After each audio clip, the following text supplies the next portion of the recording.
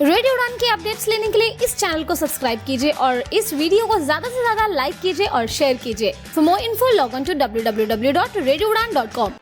मिलिए रखेचा फिनसर्व की फाउंडर और शक्ति मेघा रखेचा से, जिनका मानना है कि अक्सर लिमिटेशंस आंखों से नहीं सोच से बनती हैं और इसी सोच की वजह से कई लोग, खासकर जो ब्लाइंड या विजुअली इम्पेयर्ड हैं, उन्हें फाइनेंशियल सर्विसेज से दूर रखा गया है। सबसे ज्यादा मुश्किल होता है हेल्थ इंश्योरेंस और टर्म इंश्योरेंस लेना। जहां प्रोटेक्शन सबसे जरूरी है, वहीं एक्सेस सबसे कम दिया गया है। लेकिन अब नहीं, रखेचा फिनसर्व के साथ हम सिर्फ पॉलिसीज नहीं देते, हम देते हैं समझ, रिस्पेक्ट और इक्वल अपॉर्चुनिटी। हम इंश्योर करते हैं कि आपको मिले सही health insurance, reliable term insurance और पूरी फाइनेंशियल सिक्योरिटी बिना किसी बायस के, क्योंकि हम मानते हैं आपका हक किसी से कम नहीं। तो इंतजार क्यों? आज ही जुड़िए रखेचा फिनसर्व के साथ। कॉल और WhatsApp 9711154808 to get insured. Rakecha FinServ, financial planning for everyone without barrier.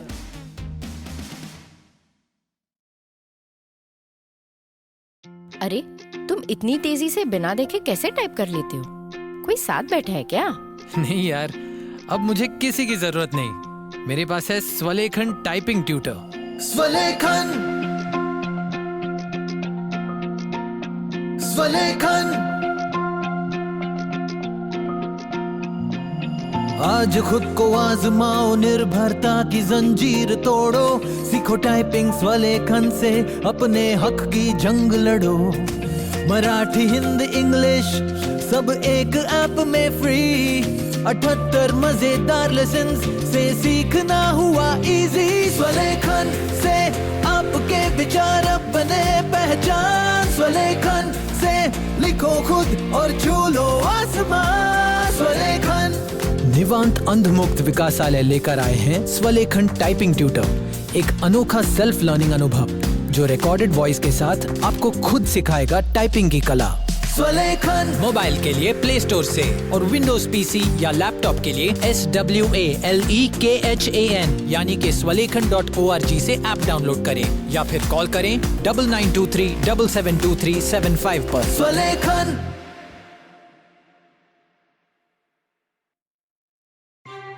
जी दोस्तों, नमस्कार, आदाब, सत श्री अकाल। मैं दानिश महाजन प्रोग्राम बदलता दौर में आपका स्वागत करता हूं। आज एक नया शो, खास मेहमान और एक नया unique topic.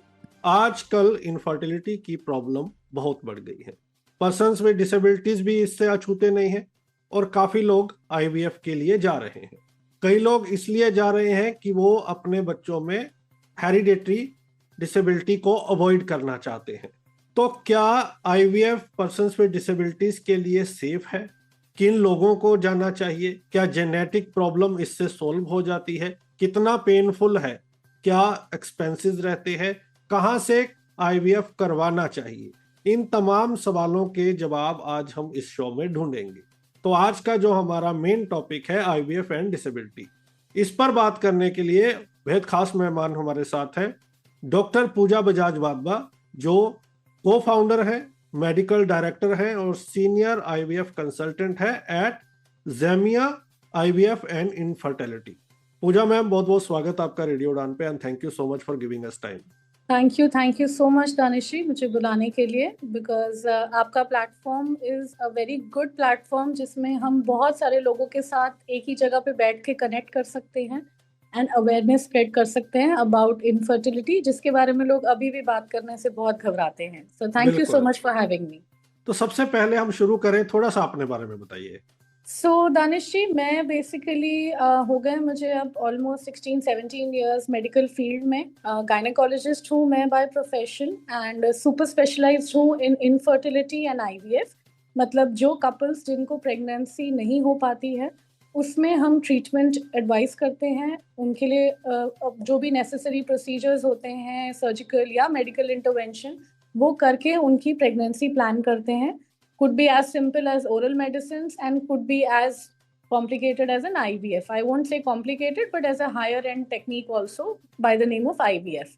So basically I take care of all the fertility aspects primarily for the patients जिन कपल्स में प्रेगनेंसी नहीं हो पाती। बिल्कुल, ये हम देख रहे हैं पिछले एक डेकेड में ये इनफर्टिलिटी की समस्या बहुत बढ़ गई है, और जैसे जैसे आईवीएफ सेंटर खुल रहे हैं उस तरह से ये प्रॉब्लम उतनी बढ़ती जा रही है। तो क्या एक तो हमारे लिसनर्स जो नए हैं, इस कॉन्सेप्ट को नहीं समझते, थोड़ा सा हमें सिंपल शब्दों में बताएं आईवीएफ क्या होता है, और is it a real problem? कारण क्या है कि इतनी प्रॉब्लम बढ़ रही है एकदम से? So actually the thing is कि जो आईवीएफ सेंटर्स आए हैं वो इसीलिए आए हैं क्योंकि नंबर ऑफ पेशेंट्स बढ़ गए हैं। ओवरऑल अगर पेशेंट्स हैं तभी इतने सारे सेंटर्स हैं और इतने सारे लोग कि सबके पास पेशेंट्स हैं। बिकॉज बेसिकली अगर हम नंबर्स की बात करें तो आज की डेट में जो प्रेजेंट प्रेवलेंस है वो इस तरह से है कि ऑलमोस्ट 8 कपल्स अगर हम देखते हैं जो प्रेगनेंसी के लिए प्लान कर रहे हैं उसमें से एक कपल डेफिनेटली ऐसा है जिसको कुछ इनफर्टिलिटी का इश्यू है। सो 1 in 8 is the ratio which is a quite an alarming number आज की डेट में। तो दिस इज समवेयर रिस्पॉन्सिबल कि इसके पीछे की reasons if I would tell you it would majorly be कि हमारी आपस में जो लाइफस्टाइल चेंजेस आ गए हैं इतने सालों में वो बहुत ज़्यादा चेंज हो चुके हैं, राइट फ्रॉम जंक फूड या eating habits and working timings etcetera बहुत ड्रास्टिकली चेंज हो चुके हैं। सेकेंड एस्पेक्ट आ जाता है कि लेट मैरिजेस होती हैं आजकल। पहले ज़माने में डिफरेंट होता था, अर्ली मैरिजेस हो रही हैं, सब अपनी प्रेगनेंसी अर्ली प्लान कर लेते हैं। आजकल कई बार people try to wait and then they get married. So because of that also it impacts the fertility aspect, and that is the reason because of all the stress, lifestyle and the late marriages, the infertility rate is suddenly increased so much. Then to answer your second question कि procedure IVF में होता क्या है, basically क्या होता है कि हर female में ना कुछ लिमिटेड नंबर ऑफ एग्स होते हैं जो हर मंथ बनते ही हैं from the time she starts her periods, menarche से लेके मेनोपॉज तक, मतलब जब तक उनके पीरियड्स खत्म नहीं हो जाते। तो उनकी बॉडी टेक्निकली हर मंथ प्रिपेयर होती है फॉर अ प्रेगनेंसी। तो कोई भी नेचुरल प्रेगनेंसी अगर एग रिलीज हो जाता है, स्पर्म के साथ मीट करता है और प्रेगनेंसी बन जाती है तो वो 9 months कंटिन्यू करती है। पर अगर नहीं होती तो हमें ये इवेल्युएट करना पड़ता है कि इसके पीछे का रीजन क्या है। एंड अगर ऐसे में जब प्रेगनेंसी नहीं होती और अगर आपको डिफाइन करना ही पड़ता है कि आईवीएफ से जा रहे हैं तो ये जो एग्स अंदर बन रहे हैं इनको हम बाहर रिट्रीव कर लेते हैं। अगर वो अंदर एक बनता है तो आईवीएफ में ज्यादा एग्स बनाए जाते हैं एक ही साइकिल में टू इंक्रीज द चांसेस। फिर ये एग्स के साथ बाहर in the embryology lab ICSI नाम का प्रोसीजर होता है जिसमें स्पर्म एग के अंदर डाला जाता है और बाहर एम्ब्रियो बनाया जाता है और वो बाहर एम्ब्रियो बना के फिर सीधा गर्भाशय में डाल दिया जाता है। सो जो प्रोसेस बॉडी में अंदर हो रहा है वही चीज को बाहर लैब में मिमिक किया जाता है just to increase the number of chances, मतलब increase the chance of pregnancy. The number of eggs that are retrieved are more in one cycle and then जो ज्यादा एम्ब्रियोज बनते हैं उसमें से हम एट अ टाइम एक ही एम्ब्रियो डालते हैं और बाकी एम्ब्रियोज को प्रिजर्व करके रख लेते हैं। जी, 2 सवाल हैं। अब आते हैं हम आईवीएफ एंड डिसेबिलिटी पे। जी, डिसेबिलिटी सबकी अलग अलग है। हमारे पास 21 टाइप ऑफ डिसेबिलिटीज हैं। अब किसी को फिजिकल डिसेबिलिटी है, किसी को सेंसरी डिसेबिलिटी है, और एक जो हमने पहले डिस्कस किया जेनेटिक। कई लोग अब जा रहे हैं जेनेटिक चेकअप के लिए कि उनको ये इशू ना हो और उनके बच्चों में ये इशू ना आए, इसलिए वो नेचुरल प्रेगनेंसी के लिए नहीं जाते हैं, आईवीएफ के लिए जाते हैं। तो मेरे बिल्कुल। 3 सवाल हैं आपसे। एक, क्या ये जेनेटिक समस्या को हल कर देता है? 2, क्या ये डिसेबल्ड के लिए एक्सेसिबल है, उनको जाना चाहिए? और 3, ये कितना डिफरेंट है जब आप एक मेन स्ट्रीम या नॉन डिसेबल्ड के लिए जाते हैं और डिसेबल्ड के लिए जाते हैं? तो basically to answer your first question, देखिए जैसे मैंने आपको स्टार्टिंग में समझाया कि आईवीएफ में क्या हो रहा है कि हम एम्ब्रियो बाहर बना रहे हैं, तो ये हमारे पास एक एडवांटेज हो जाता है जो नॉर्मल केस में नहीं होता, क्योंकि नॉर्मल केस में जो एग और स्पर्म है वो फीमेल बॉडी के अंदर ही फर्टिलाइज होता है और वही एम्ब्रियो बनता है। तो हमारा या किसी का भी कोई कंट्रोल नहीं होता टू सी कि वो प्रेगनेंसी कैसे ग्रो करेगी। हमें सीधा 9 months के बाद आउटकम पता चलता है। Of course there are lot of ultrasound जिससे आपको कोई पता चल जाता है ड्यूरिंग 9 months अगर कोई प्रॉब्लम हो तो, but not the genetic issues. कई ऐसी चीजें जो कैच नहीं हो पाती ड्यूरिंग 9 months ऑफ प्रेगनेंसी। तो ऐसे केसेस में हमारे पास आईवीएफ के थ्रू एक एड ऑन एडवांटेज हो जाती है कि हम ये जो एम्ब्रियो है इसको हम टेस्ट करके ही वापस यूट्रस में डालें फीमेल के। So, talking about disability, now there are various types of disability, as you said. First of all, हमें ये देखना होता है कि जो कपल हमारे पास आ रहा है, उसमें से हस्बैंड एंड वाइफ, क्या वो दोनों को वो इशू है या फिर दोनों में से एक को है. Again, and then you have to see कि क्या वो ऑटोसोमल डोमिनेंट है या रिसेसिव है, मतलब क्या वो कैरियर हैं या वो सफरर हैं. सेकेंडली, क्या ये उनकी फैमिली में रन होता हुआ आ रहा है, क्या उनके सिबलिंग्स में या उनकी फैमिली में किसी को सिमिलर इश्यू है कि नहीं है.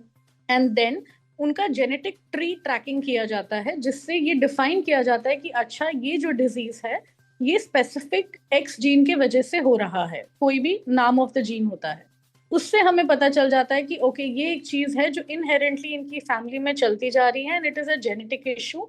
In that cases definitely IVF में बहुत हेल्प हो जाती है, बिकॉज आप वो स्पेसिफिक जीन को एम्ब्रियो में टेस्ट कर लेते हैं, और अगर आपके एम्ब्रियो में वो जीन आता है तो वो आप एम्ब्रियो ट्रांसफर नहीं करते, एंड अगर नहीं आता तभी उसको ट्रांसफर किया जाता है.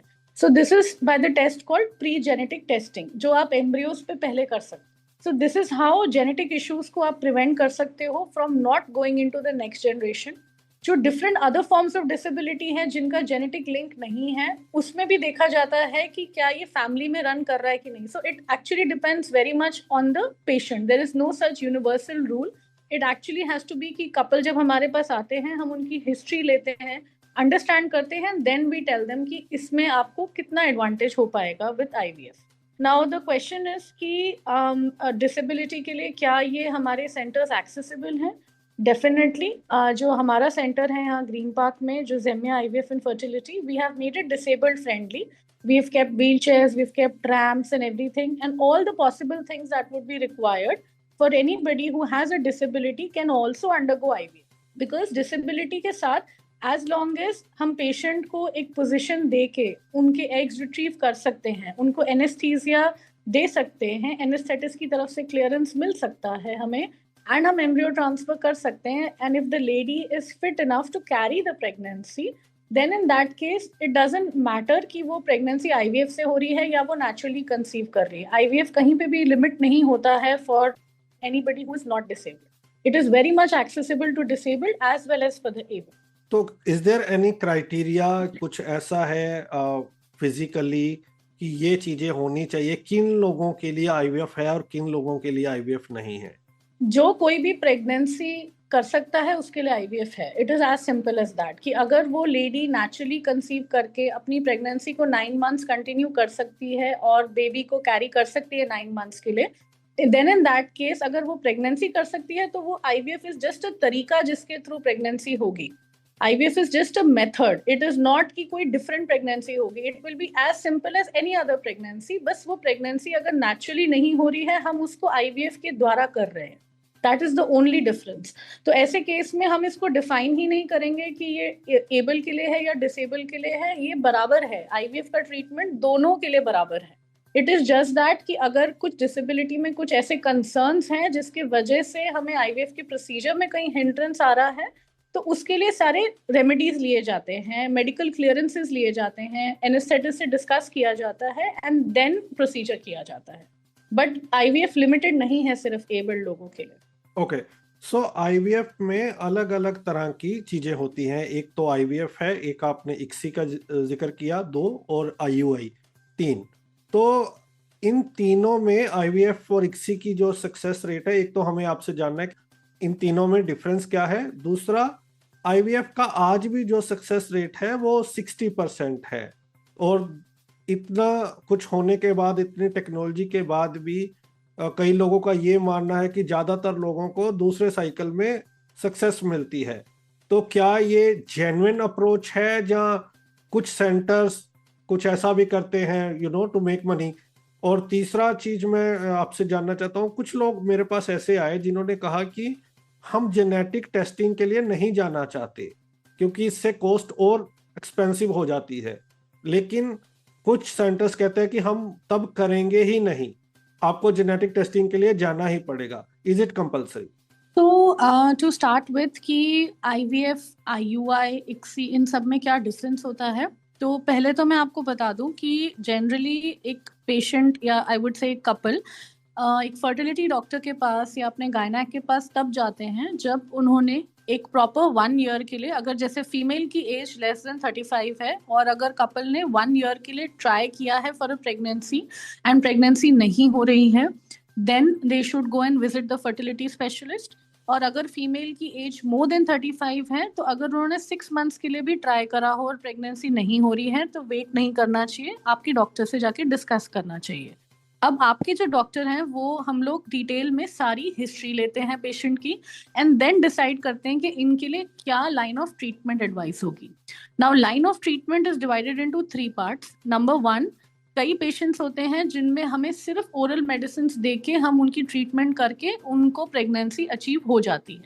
जैसे कि किसी का सिर्फ थायराइड ऊपर नीचे है, किसी का प्रोलैक्टिन में कोई प्रॉब्लम है, या सिंपल चीजें हैं जो सिर्फ ओरल मेडिसिन से ट्रीट की जा सकती है, जिसमें हम कपल को नेचुरली ट्राई करने के लिए ही बोलते हैं with the help of some oral medicine to correct जो भी प्रॉब्लम है उसको। That is one aspect.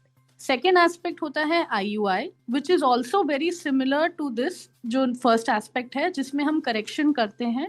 उसमें कभी इंजेक्शंस लगते हैं थोड़े बहुते, एंड प्लस उसमें डिफरेंस ये होता है कि कपल नेचुरली भी ट्राई कर रहा होता है एंड कुछ कपल्स जो ट्राई नहीं कर पाते, ऐसे केसेस में भी जो हस्बैंड का सीमेन सैंपल है वो जो वाइफ है उसके यूट्रस में हम डिपॉजिट कर देते हैं। इसको बोलते हैं IUI, मतलब जो चीज नेचुरली हो रही है उसी को हम आर्टिफिशियली भी कर रहे हैं, हस्बैंड का ही सीमेन सैंपल लेके वाइफ के ही यूट्रस में डाल रहे हैं, सो दैट जो फर्टिलाइजेशन है वो इजीली प्रोसेस हो जाए।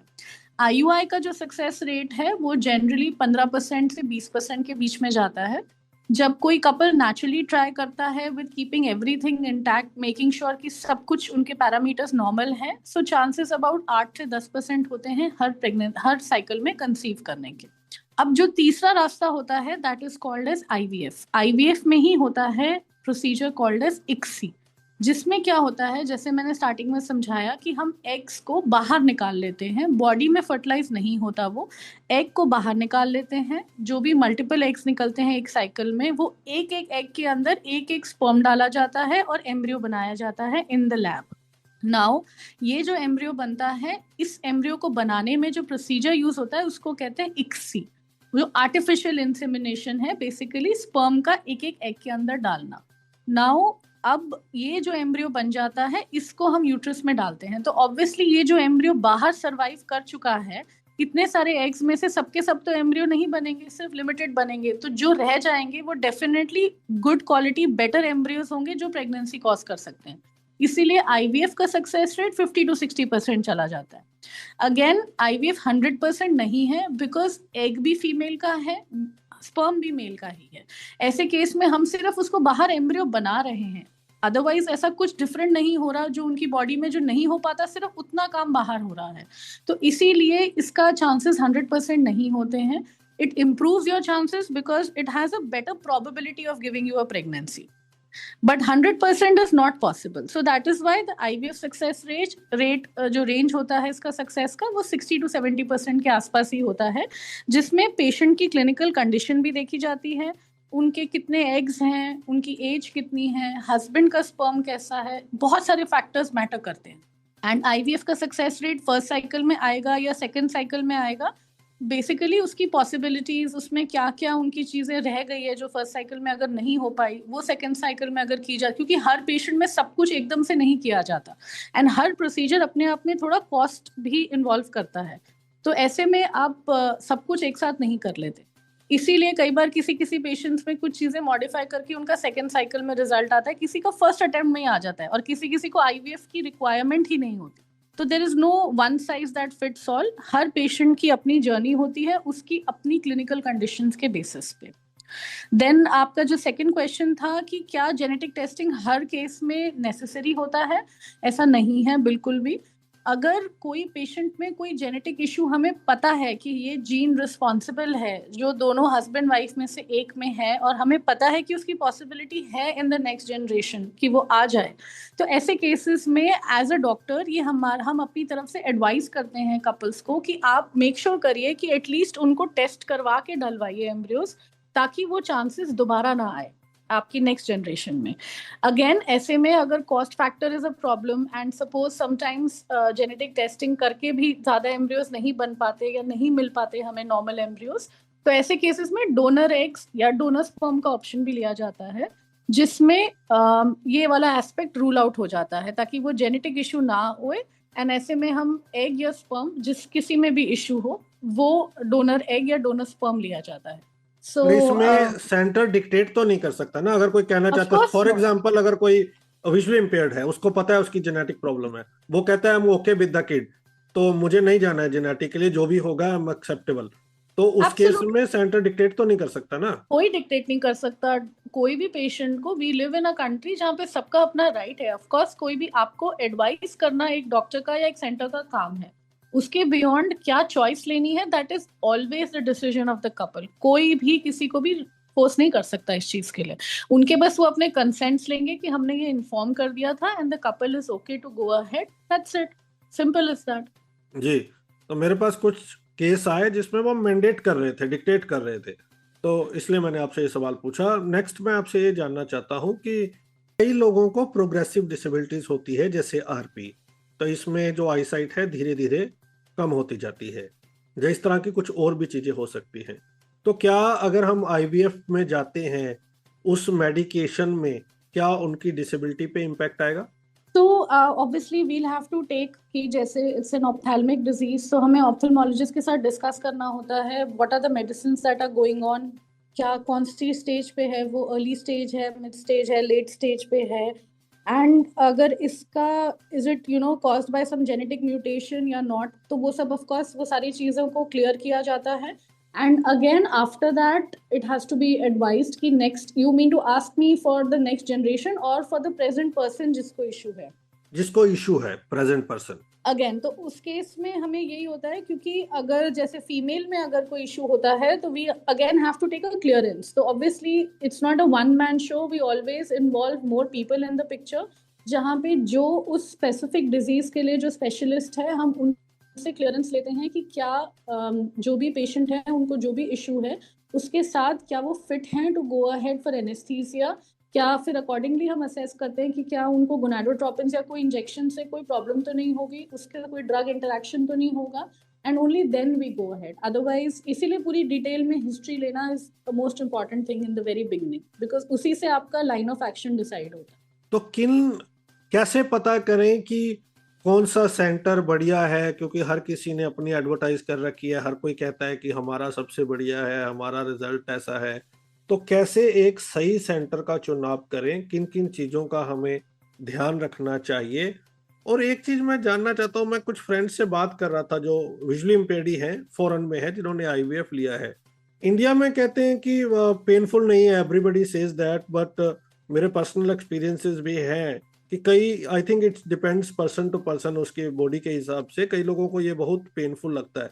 लेकिन वो मैडम बता रही थी मुझे फॉरेन वाली कि वो तो she used to take injections herself, और दूसरा कई लोगों को इंजेक्शन से बड़ी प्रॉब्लम होती है और आजकल कुछ क्रीम्स भी आई हैं, तो क्या वो इंडिया में अभी यूज की जा रही है या अभी इंजेक्शंस बेस्ड ट्रीटमेंट ही ज्यादा फेमस और इफेक्टिव है? तो जो आपका पहला क्वेश्चन था कि आईवीएफ सेंटर कैसे चॉइस करनी चाहिए, तो आई वुड सजेस्ट कि you have to actually connect with your doctor. आपके लिए बहुत इंपॉर्टेंट है कि आप अपने डॉक्टर से जाके मिलिए, अपने डॉक्टर से सब चीज़ें डिस्कस करिए, अपनी हिस्ट्री को डिटेल में बताइए, डॉक्टर से एक एक चीज़, चाहे वो कैसा भी सिली क्वेश्चन क्यों ना हो, अपने डॉक्टर से डिस्कस करिए। बिकॉज आजकल की डेट में ना इंटरनेट, गूगल, चैट जीपीटी पे इतनी इंफॉर्मेशन अवेलेबल है, जो कुछ चीजें उसमें ठीक है, कुछ चीजें आप कैसा क्वेश्चन पूछो उसके हिसाब से आंसर आता है, यू नो दैट कि उसकी प्रॉम्प्ट के हिसाब से आंसर आता है। तो नॉट नेसेसरी कि आपको एग्जैक्ट पिक्चर समझ में आएगी, तो इट इज़ वेरी नेसेसरी कि आप अपने डॉक्टर के साथ डिस्कस करिए, एंड आपके डॉक्टर के साथ आपका कैसा कनेक्ट बनता है, that is very very important. Because ये आईवीएफ अपने आप में थोड़ी सी एक ऐसी जर्नी है, it's not like going and जैसे नी रिप्लेसमेंट कराने वाली सिचुएशन नहीं है ये, it is emotionally also a journey, जिसमें कपल काफी टाइम से कोशिश कर रहा है, and then they are planning for a pregnancy, so they have lot of baggage already. तो इट इज़ वेरी नेसेसरी कि आप कहाँ पे अपना कनेक्ट महसूस करते हैं. That is I think one, because that is the way आप अपनी डॉक्टर की बात को मानोगे भी, एंड इवेंचुअली आपको वो जर्नी इतनी डिफिकल्ट भी नहीं लगेगी. सेकेंडली, आपका जो जहाँ पे भी आईवीएफ हो रहा है वहाँ का लैब बहुत इंपॉर्टेंट है कि वहाँ के लैब की सेटिंग्स कैसी है, जिसमें because at the end of it embryos जो है वो लैब में ही बनते हैं. सो लैब की कंडीशंस में मेक श्योर करना कि कि कोई वीओसीज तो नहीं है. It's a very technical term, but making sure कि लैब कंडीशंस अच्छी हैं, उसके रिजल्ट्स अच्छे आ रहे हैं. लैब में काम करने वाले जो एम्ब्रियोलॉजिस्ट हैं वो कितने सर्टिफाइड हैं, आपके जो डॉक्टर आपको ट्रीट कर रहे हैं क्या वो सर्टिफाइड हैं, क्या वो प्योरली फर्टिलिटी में काम कर रहे हैं, क्या वो समझते हैं ये सब चीज़ें, ये जानना बहुत ज़रूरी है. अगेन देन उसके बाद में ये कि आपके जब through out your journey, because it's not just कि आप आए, and as I said, it's not like a one day thing. It's going to be a month or two where you'll be involved. So it's very necessary how you feel. Even when it comes to disability, I would say कि it should have all the accessible features. They should have ramps. They should have wheelchairs available. The people should have an understanding about it also कि disability होता क्या है, and they should not be exclusive. They should be inclusive about it. That is very, very important before choosing your fertility center. Is it painful? The second question that you said, is it painful? Now the thing is कि see, अब आप जब injection लगा रहे हो तो injection का जो पेन है, इट्स लाइक जैसे एक आपको एंट बाइट होती है उतना पेन रहता है. द थिंग इज आज की डेट में जैसे पेशेंट्स को डेली इंसुलिन भी लगाना पड़ता है ना, तो ऐसे भी होता है जब रोज लगाते हैं वो इंजेक्शंस. तो ये जो आईवीएफ के इंजेक्शंस होते हैं इसकी भी नीडल्स बहुत थिन होती हैं. It has become very progressive, and also I'll tell you जो आप compare कर रहे थे internationally, the thing is कि अब newly launch हुआ है इंडिया में भी ये चीज़, जिसमें IVF injections के लिए आपको needle की requirement नहीं पड़ेगी. So that is also something which is being tried and which is also being included in the day-to-day practice यहाँ पे भी in Delhi itself. So going forward things will change in that aspect also. Apart from injections, जो आप जैसे बता रहे थे, जो second half of the pregnancy का जो पार्ट होता है जिसमें आपको प्रेगनेंसी सपोर्टिव जो इंजेक्शंस देने होते हैं, उसमें भी बहुत सब्स्टिट्यूट्स आ गए हैं. There are vaginal gels, there are vaginal medicines, also there are aqueous based injections. तो बहुत सारी चीज़ें मॉडिफाई हो गई है जिससे पेन कम हो जाता है. एंड अगेन जो भी इंजेक्शंस हैं इनकी नीडल्स बहुत थिन होती हैं, and through out this entire journey आपको एडमिट होने की जरूरत नहीं है. आपको बस जो एग रिट्रीवल का भी प्रोसीजर होता है उसमें आप सुबह एडमिट होते हो, आफ्टरनून तक आप वापस जा सकते हो. तो आप अपने रूटीन डेली एक्टिविटीज सब कुछ कैरी ऑन कर सकते हो. इवन विथ योर वर्किंग आपको छुट्टी लेके घर बैठने की जरूरत नहीं है. So it is, you can treat it like a passive process. You don't have to sit at home and actively सिर्फ आईवीएफ हो रहा है, and that is not how you have to work around it. You should continue your routine activities. And जो pain है, जैसे मैंने बताया, एक जैसे एंट बाइट टाइप का पेन होता है at the time of injection, and वो भी स्टार्टिंग में सिर्फ 10 days के लिए होता है at the time of stimulation.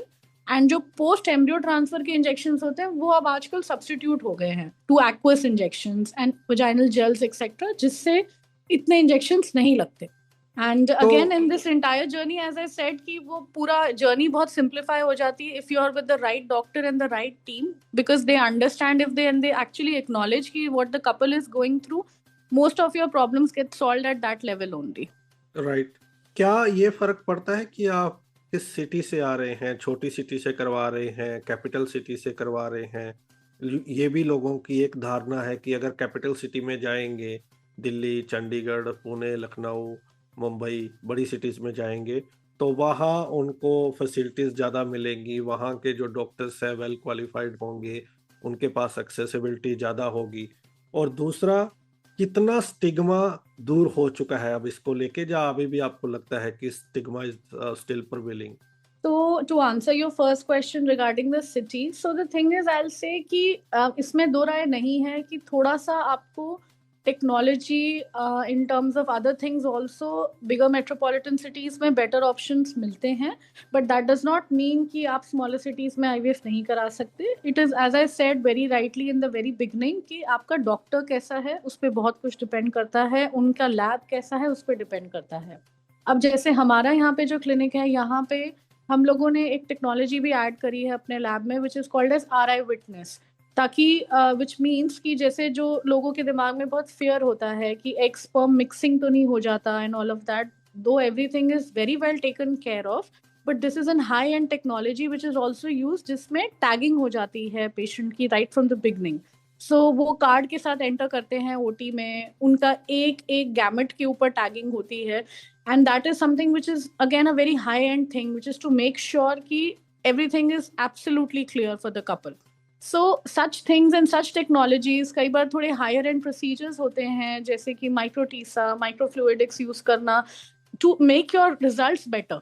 तो ये सब चीज़ें अवेलेबल होना और एक्सेसिबल होना इम्पॉर्टेंट होता है. थोड़ा सा चैलेंज है कि ये आपको मेट्रोपॉलिटन सिटीज़ में मिलेगा, स्मॉलर सिटीज़ में लिमिटेड है. But again if you get a good place जहाँ पे आपकी क्राइटेरियाज को फुलफिल हो रहा है सब कुछ and results आ रहे हैं, you can absolutely consider it. And regarding your second question about the stigma, I would say it's a gray area. I will not say कि वो completely हट चुका है, ऐसा नहीं है. अभी भी लोगों के माइंड में फेयर होता है, एंड स्पेशली इतना थोड़ा प्रेशर लेकर आते हैं हमारे पास भी वो, कि वो अपनी फाइल, मतलब I will give you an example. जैसे हमारे एक पेशेंट थे एंड उनके हस्बैंड ने उनको बोला कि अब चलो निकल जा रहे थे, तो उन्होंने कहा चलो ये फाइल को ना बैग में डाल दो, इसको बाहर मत रखना, कोई देख लेगा. तो you know I asked them कि क्यों, क्या हो गया, अगर देख भी लिया तो क्या हुआ. तो उन्होंने कहा नहीं, हमने अभी घर पे तो नहीं बताया है, तो वो अगर फर्टिलिटी पढ़ेंगे तो उनको ठीक नहीं लगेगा. मैंने उनको समझाया वही कि यही चीज़ अगर नहीं हो रही है, अगर हमें कोई चीज़ की ज़रूरत पड़ रही है, अगर हमें बुखार हो रहा है, हम दवा खा रहे हैं, तो हम उसको इतनी नॉर्मली ट्रीट कर रहे हैं. पर फर्टिलिटी को लेके थोड़ा सा अभी भी बहुत एप्रीहेंशंस हैं, स्पेशली आई वुड से इस जनरेशन में नहीं है. उनको ज़्यादा डर है अपने इन लॉज को ना बताएं, या उनको बाहर वाले कैसे ट्रीट करेंगे, सोसाइटी कैसे देखेगी, इन सब चीज़ों के बारे में थोड़ा सा अभी भी लोगों को एप्रीहेंशन होती है. ऑफ कोर्स वी ट्राई कि जो हमारे पास कपल आता है, anyways we never discuss any medical history beyond the couple and the doctor. But still, I have seen this come into my daily practice कि couples होते हैं apprehensive about this entire process still.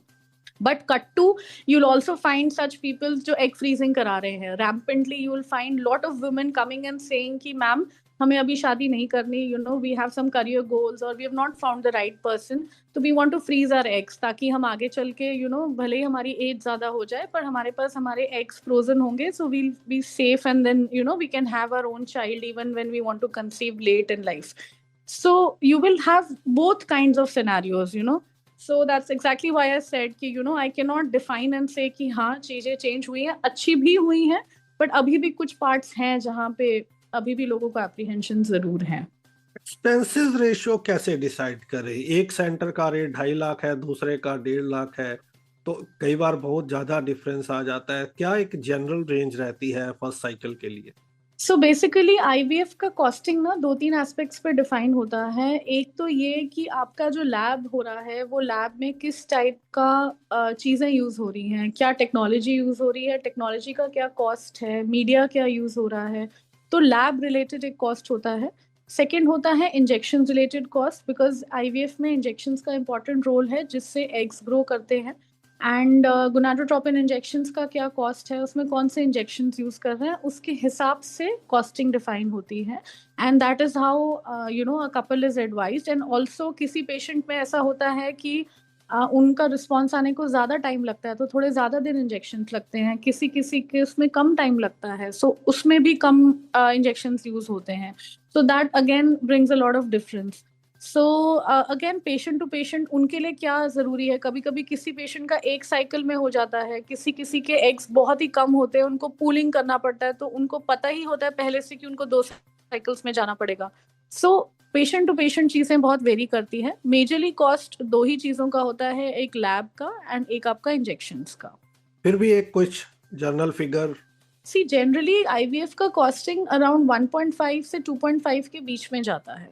क्योंकि कई बार ऐसा भी लोगों ने मुझे बताया कि डॉक्टर ने कहा कि आपका जो खर्चा है वो लगभग 1.5 या 2 लाख के आसपास आएगा, जैसा आप बता रहे हैं, लेकिन जब प्रोसेस स्टार्ट होता है तो फिर अलग से मेडिकेशन वो करवाते हैं और मेडिकल भी उनके खुद के होते हैं. उसमें क्या होता है, वो बंदा ऑनलाइन सर्च करता है तो मेडिसिन में जो डिफरेंसेस होता है वो 20 to 25% का होता है, लेकिन अब क्योंकि वो उस डॉक्टर के पास फंस गया है तो वो अलाउ नहीं करते कि बाहर से मेडिसिन लेनी है, हमारे ही मेडिकल से लेने. तो कस्टमर पॉइंट ऑफ व्यू से, क्लाइंट पॉइंट ऑफ व्यू से किन चीज़ों का ध्यान रखना चाहिए, किन चीज़ों पे डॉक्टर से पहले खुल के बात कर लेनी चाहिए ताकि इस तरह की प्रॉब्लम ना आए? तो ऑनेस्टली इसमें क्या होता है कि ये हर सेंटर की अपनी रिस्पॉन्सिबिलिटी होती है। जैसे हमारे यहाँ पे चीज़ें बहुत क्लियर हैं एंड जो कॉस्टिंग पेशेंट को पहले बताया जाता है वही कॉस्टिंग कंटिन्यू किया जाता है। हम प्रॉपरली एक हमारे फाइनेंशियल काउंसलर्स बैठते हैं पेशेंट के साथ, उनको बताते हैं क्या क्या चीज़ें इंक्लूडेड हैं, क्या क्या चीज़ें एक्सक्लूडेड है इसमें, एंड अकॉर्डिंगली उनको क्या एंटिसिपेटेड चीज़ें हैं वो भी बताई जाती है। तो everything is very clear to them very much in the beginning. So we always believe in that policy and I think that is very important कि couples को communicate करना चाहिए अपने डॉक्टर के साथ, अपने हॉस्पिटल के साथ rather, and काउंसलर से exactly समझना चाहिए क्या क्या included है और क्या क्या नहीं है। सेकेंडली अगेन इसमें ऐसा है जब वो कहते हैं कि बाहर से मेडिसिन ले रहे हैं, ये सोचने वाली बात है कि कोई भी इंसान बाहर अगर 60% तक डिस्काउंट दे रहा है तो there is also a possibility कि वहाँ पे जो मेडिसिन मिल रही हैं वो स्पूरियस भी हो सकती हैं। So we need to understand that aspect also कि अगर कोई मेडिसिन अगर आप कहीं से ले रहे हैं और उस मेडिसिन के बेसिस पे आपका पूरा आईवीएफ साइकिल भी डिपेंड कर रहा है कि चीज़ें वर्क कर रही है या नहीं कर रही, तो इट इज़ नेसेसरी कि जो आप जिस सोर्स से वो मेडिसिन लें वो भी इम्पॉर्टेंट है और वो ऑथेंटिक होना चाहिए। सो सिर्फ डिस्काउंट्स के हिसाब से चलेंगे तो we are looking at a bigger picture here and we should not compromise that. तो just by taking a minor discount and extra discount from some random shop से एनी टाइम बेटर है कि हम प्रॉपर सोर्स से वो चीज़ लें। So again that is again something जो हम बहुत ओपनली कपल्स के साथ वेरी बिगनिंग में डिस्कस कर लेते हैं कि क्या क्या उनको रिक्वायरमेंट रहेगी एंड क्या जनरली एंटिसिपेटेड होता है उनके केस के हिसाब से। और कुछ जो मैंने आपसे नहीं पूछा और जो आपको लगता है कि जरूरी है इस एस्पेक्ट पे लोगों को बताना? मुझे बस ये लगता है कि लोग ना हमारे तक आते आते थोड़े लेट हो जाते हैं, जो मैंने पर्सनली एक्सपीरियंस किया है। Now you know super specialising only in infertility I realise कि लोग जब तक यहाँ पहुँचते हैं काफ़ी टाइम निकल चुका होता है। देव ऑलरेडी यू नो एक तो पहली बात तो वो एक्नॉलेज ही नहीं करते कि ऐसी कोई इशू है।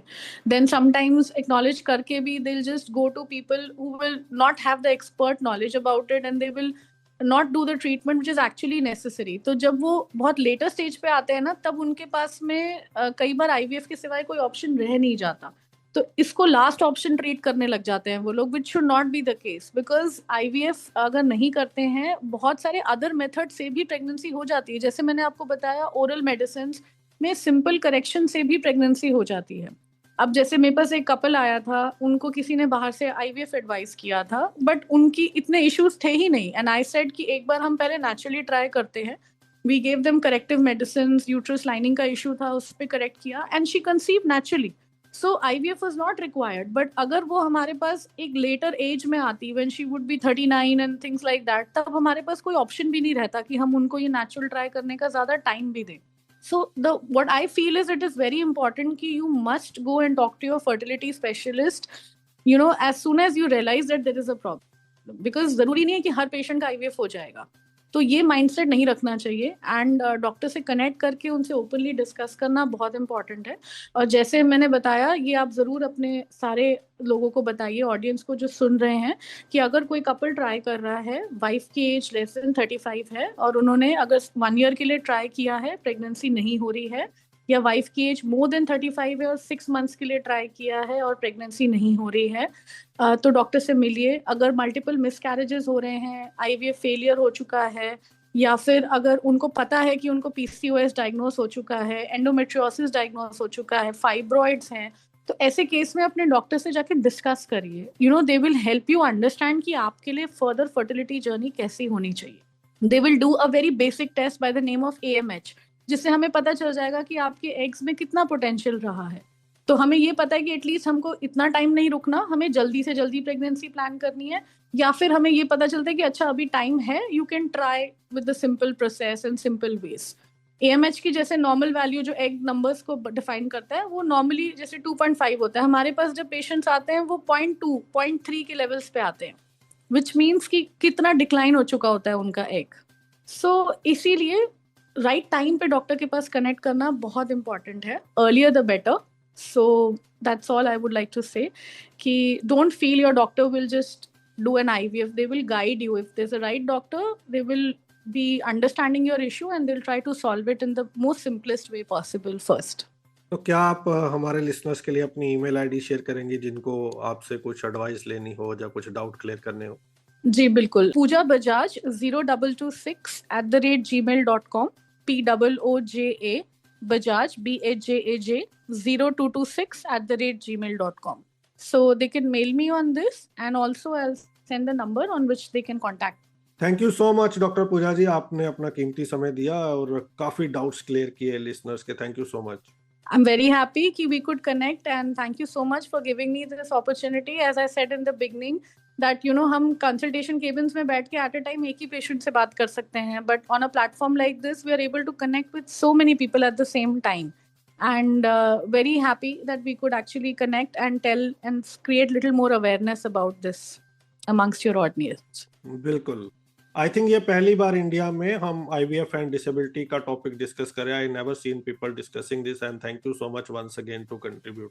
Most welcome. Thank you so much. Would be happy to help. आप प्लीज अपने ऑडियंस को बताएं, वो हमसे कभी भी कनेक्ट कर सकते हैं, और भी इसके बियॉन्ड कुछ क्वेश्चंस होंगे, I'll definitely be happy to help. बिल्कुल। ओके जी। तो लिसनर्स, बात की आज हमने डॉक्टर पूजा बजाज जी से, जिन्होंने IVF और डिसेबिलिटी के बारे में कई मिथ को तोड़ा, कई चीजें बताई, किस तरह से हम हेल्प ले सकते हैं, कहाँ हमें जाना चाहिए, क्या खर्चा आता है, किन चीजों को अवॉइड करना चाहिए।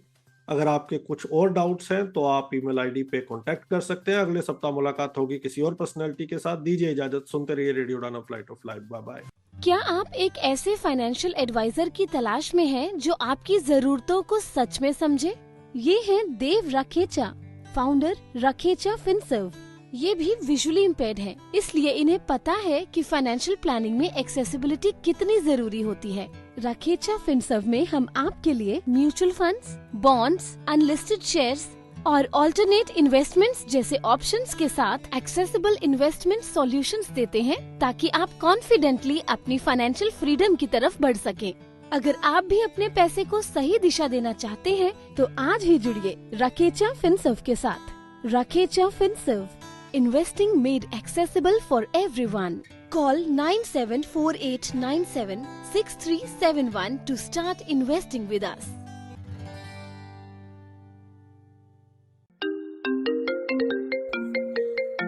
हेलो बेटा, पराठे खा लिए क्या? नहीं खाए पापा। सुबह 4 बजे उठ के तेरे सफर के लिए पराठे बनाकर तेरी बैग में रखती हो, तूने खाए नहीं। भूख तो इतनी लगी थी पापा, पर आप टिफिन के साथ हैंड वॉश रखना ही भूल गए। बिना हैंड वॉश पराठे कैसे खाऊं? सेवलॉन स्वस्थ इंडिया कहता है, अगर जर्म्स और बीमारियों से रखनी हो दूरी तो खाने से पहले हैंड वॉश है जरूरी।